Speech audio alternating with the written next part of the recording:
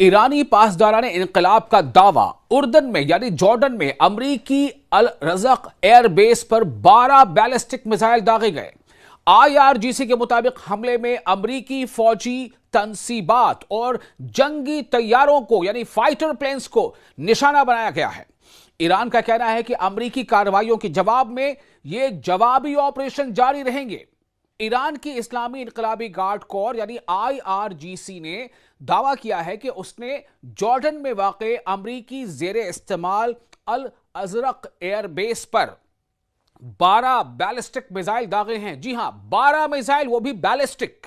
یہ ایران کا دعویٰ ہے اور IRGC کے مطابق یہ کارروائی امریکہ کی جانب سے ایران پر کیے گئے حالیہ میزائل حملوں کے جواب میں کی گئی ہے۔ IRGC نے اپنے بیان میں کہا ہے کہ اس کی ایرو اسپیس فورس نے امریکی فوج کے اہم اہداف کو نشانہ بنایا، جن میں جنگی طیارے یعنی فائٹر جیٹس اور کمانڈ اینڈ کنٹرول سینٹر شامل تھے۔ ایرانی فورسز کا دعویٰ ہے کہ حملے کے نتیجے میں بیس کی کئی تنصیبات کو یعنی جو وہاں پر انسٹالیشنز ہوتے ہیں، ملٹری انسٹالیشنز جو ایئر بیس پر ہوتے ہیں، اس سے نقصان پہنچایا گیا ہے اور کئی جنگی طیارے متاثر ہوئے ہیں، یعنی کئی فائٹر جیٹس جو امریکہ کے تھے وہ جو ان پر اثر پڑا ہے، وہ خراب ہوئے ہیں، وہ ناکارہ ہو گئے۔ تاہم ان دعووں کی آزاد ذرائع سے فوری طور پر تصدیق نہیں ہو سکی ہے۔ یہ IRGC کا دعویٰ ہے کہ ہم نے نقصان پہنچایا ہے۔ IRGC یعنی اسلامک ریولیوشنری گارڈ کورپس نے مزید خبردار کیا ہے کہ اگر مخالف فریق یعنی ہم جسے کہہ لیں کہ دشمن یعنی امریکہ اور اسرائیل کہ اگر مخالف فریق کی کارروائیاں جاری رہیں تو اس کے جوابی آپریشنز بھی جاری رہیں گے، یعنی اگر آپ ایکشن لوگے تو ہم بھی اس کا جواب دیں گے، آپ اٹیک کرو گے تو ہم بھی جوابی حملہ کریں گے اور زوردار کریں گے۔ ایران نے شروع سے ایک پالیسی اپنائی ہے کہ ایران نے اس حملے میں یعنی اس جنگ کی جب شروعات ہوئی تھی، یاد ہوگا آپ کو 28 فروری کو، تب ایران نے شروعات نہیں کی تھی۔ شروعات کس نے کی تھی؟ امریکہ نے۔ امریکہ اور اسرائیل نے مل کر ایران پر حملہ کیا تھا۔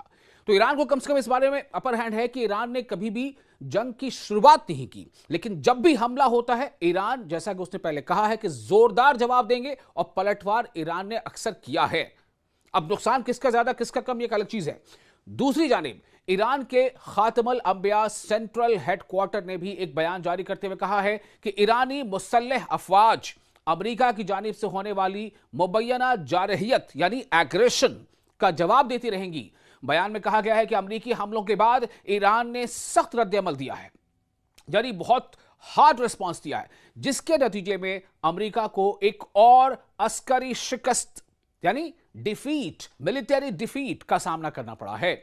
ایرانی اعلیٰ عسکری قیادت یعنی ملٹری لیڈرشپ جو ہے، اس نے اس عزم کا بھی اعادہ کیا ہے کہ ملک کی خود مختاری اور سلامتی کے خلاف کسی بھی اقدام کا بھرپور جواب دیا جائے گا۔ ادھر جمعرات کی صبح جاری ہونے والے بیانات میں IRGC اور ایرانی فوج نے خطے میں امریکی فوجی تنصیبات یعنی پورے ریجن میں جہاں کہیں بھی امریکہ کی جو ملٹری بیسز ہیں، ایئر بیسز ہیں، ان انفراسٹرکچرز کے خلاف کئی جوابی کارروائیوں کا اعلان کیا۔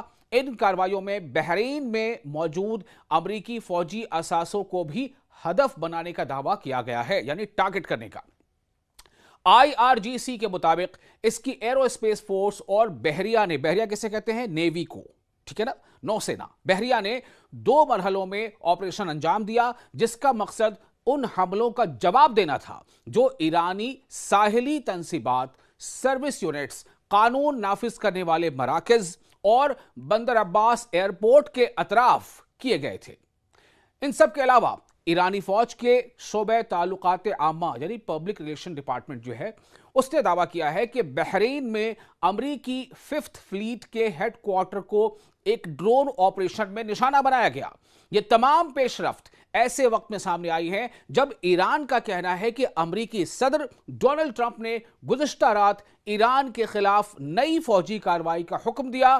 امریکی میڈیا سے گفتگو میں صرف صدر ٹرمپ نے بتایا کہ امریکی افواج نے حالیہ حملوں میں 49 یعنی 49 ٹام ہاک میزائل فائر کیے۔